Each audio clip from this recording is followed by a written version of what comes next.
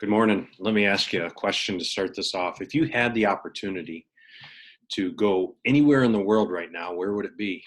Well, a couple of days ago, I sat and I thought and asked myself that same question. I thought, man, where would I like to go right now? And you can see I'm sitting on the deck of my bungalow here at the beach.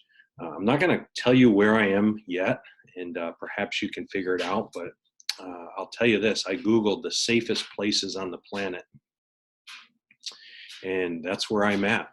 They've done some studies based upon weather being warm, social interactions, um, healthy food, and just the pace of life. Stress-free life is, and that's what determines the safest places on the planet. And I'll just tell you right now, I'm not in the United States of America. That did not make the cut. So you can think about where I am, and I'll let you know a little bit later here. As we get started, we are in chapter 8.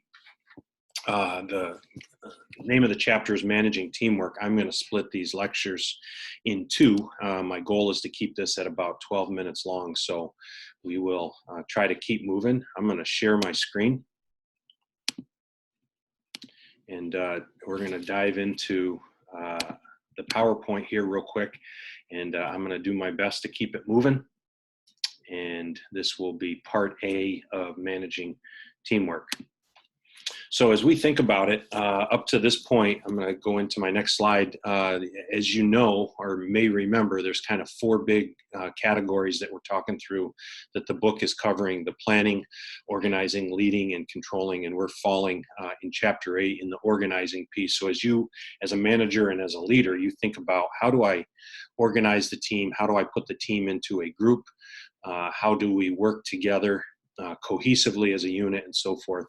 As you evaluate what you're doing is going to be the focus of what we're doing in this chapter. And just to differentiate the difference between a group and a team, not a major deal, but groups generally, as you can see here, you can read the criteria: multiple members, a clear leader, they perform independent jobs, and management is directing groups, whereas teams generally have smaller numbers, shared leadership often at times, performed interdependent jobs, which basically means each of them have jobs that depend upon each other, and the success of the team depends upon us working together, and often self-directed. So just to make that clarification as we go into this conversation, but you'll find often, and myself included, those two words can become interchangeable, just like, as I've shared many times, leadership and management tend to be interchangeable as well, although there are nuances of each. So there's three pieces that really make up groups,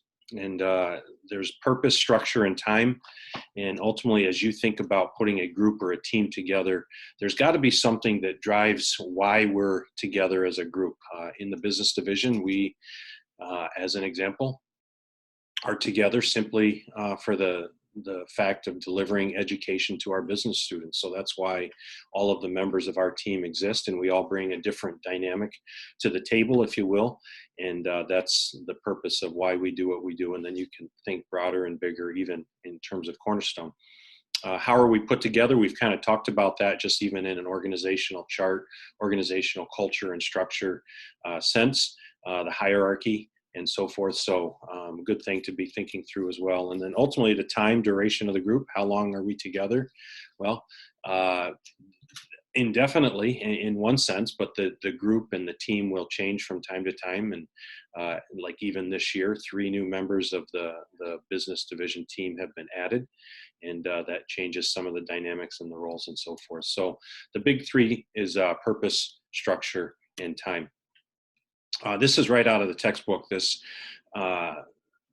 graphic here, and just some things to be thinking about as you think about the size of the group, the composition of the group. We talked through that, what our objectives are, leadership, and type. And those are all concepts. You can see, again, kind of the arrows, and we saw this type of graphic a couple of chapters ago, as well as we talked about strategic planning. But each of them is interdependent, which means they rely on each other, and for their own individual success, and ultimately corporately for the success of the team. So those are the 5 big pieces.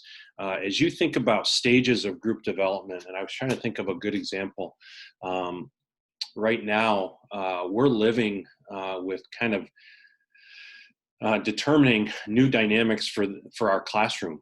We are a group. We probably a better notion would be group versus team, but we are developing in a whole new context with this online learning. So there are 5 stages, and these are kind of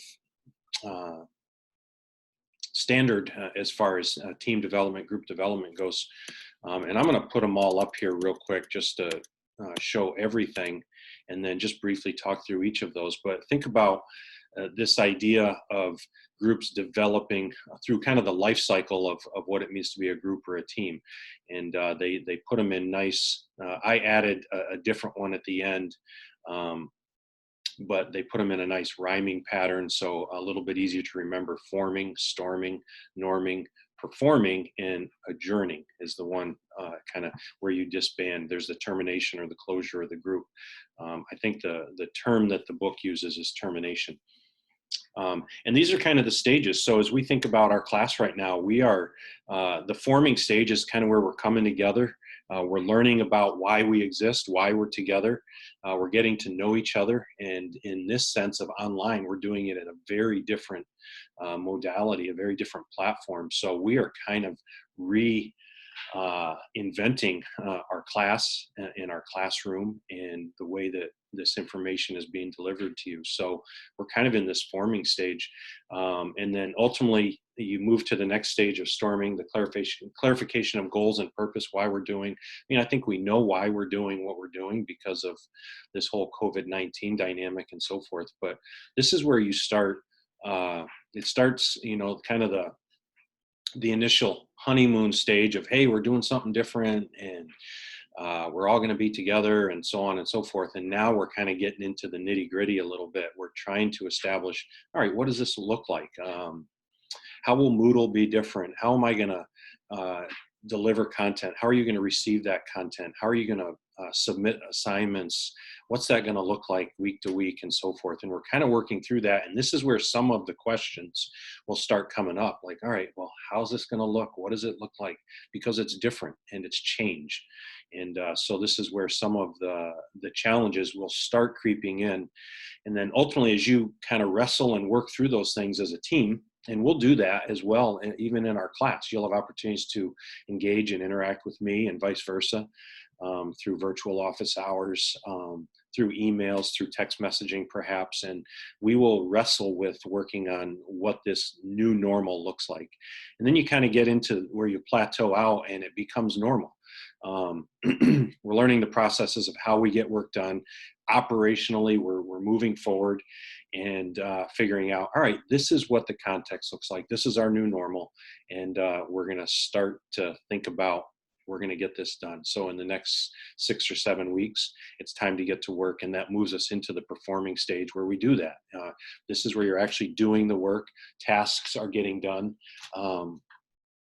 And you're doing the work. It's the day-to-day, it's the grind, all of those things kind of in that performing stage. And then ultimately at the end of the semester, you'll complete your work, you'll take an exam, and we'll adjourn. So this group, as it is right now, and the 30 plus students we have, will never exist again. I mean, that sounds a little apocalyptic, I guess, but just means the time to evaluate what we've done, celebrate the accomplishments, you'll get a grade, and we will kind of terminate the group. We will adjourn as a group. And that piece is a really important component of this chapter. And I'm not going to spend a lot of time on this. I put the 5 stages there, and as a leader or as a manager, in each of those stages, here's kind of a little to do or a little piece of advice in each of these stages. The best way to operate, as you know, that it's often the case, we have to act a little bit differently depending on circumstances, depending on context. How we lead might be different. How we communicate might be different depending on the stage that we're in. And so, and I'm not going to read down through those, but you can see those in each of the stages, kind of a little piece of advice on the best way to kind of operate as a manager and a leader. There are, I'm going to put all these out there too. The next 2 slides, one is going to be kind of a group building role, and the next one's going to be roles within doing a task itself. And there's kind of four that we're going to touch on here real quick. As you think about building a group, building a team, you want four roles to kind of fall into what is going to make you effective and efficient as a group and as a team. There's a gatekeeper, there's an encourager, a mediator, and a follower. And we often talk about leaders and leadership so much, but we often don't talk about what it means to be a good follower. And that's an important piece of groups and teams and team building and so forth. So just be aware of those. The next one is, now we're into a task. We're actually doing a job. We're working together on something. And these roles are task roles. So you've got an information seeker, opinion giver, summarizer, and clarifier. And again, you can read down through those. But basically, the whole notion is that you as the leader, you as the manager are going to have to make sure that each of these jobs and these tasks and these roles are being done so you can be highly effective as a group and as a team. This next, I'm going to pause it here real quick. So I wanted to just kind of show you a quick video. It's about 3 minutes long, just shy of 3 minutes. And I think this is a good insight into helping us understand, all right, I'm a manager, I'm a leader, and how do I make sure that we're successful as a group and as a team? And this is a little different approach, a little different take on than what we've just talked about, but it was a really good video and it was short. So I thought it'd be a good one to kind of incorporate in here to be able to say, all right, as that leader, how am I making sure that I'm assigning the right jobs, the right roles to the right people, gifts, skill sets, and so forth. So let's watch this real quick and then we will wrap this up.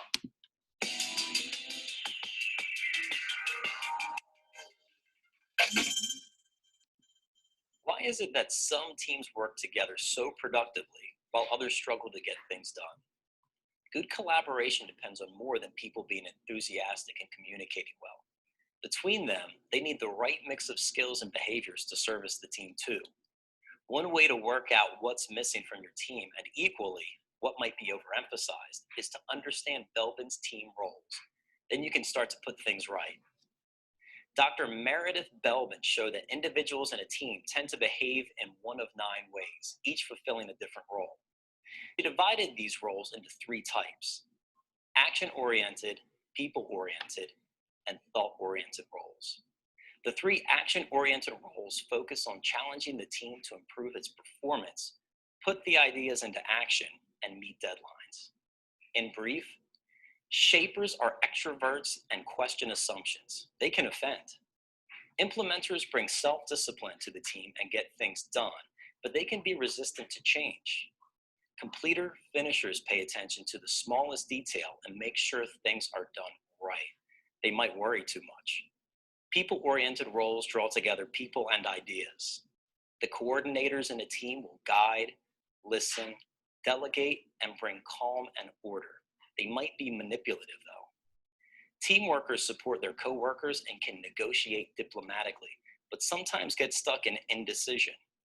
Resource investigators use their optimism and curiosity to develop outside contacts, but they can lose their enthusiasm quickly. People in the thought-oriented roles tend to analyze options or provide technical expertise. The plants are usually introverted, lone workers who come up with the most innovative ideas and solutions, which might break all the rules. Monitor evaluators will coldly and critically assess the team's options. They too can appear detached at times. Specialists know their subject and maintain their professional standards, but might miss the bigger picture. So who do you have on board right now? Take some time to observe your team at work.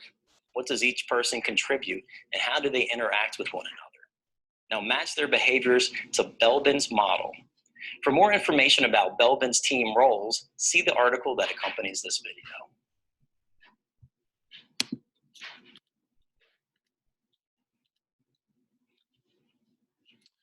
All right, so let's see, I think, how do I get out of this?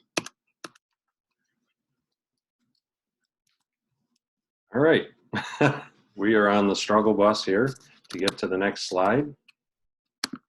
There we go. So as as you think about your team, and maybe you found, yourself in one of those roles as well. And again, kind of an interesting way to, and I know I did, I fell somewhere in that middle category, I think.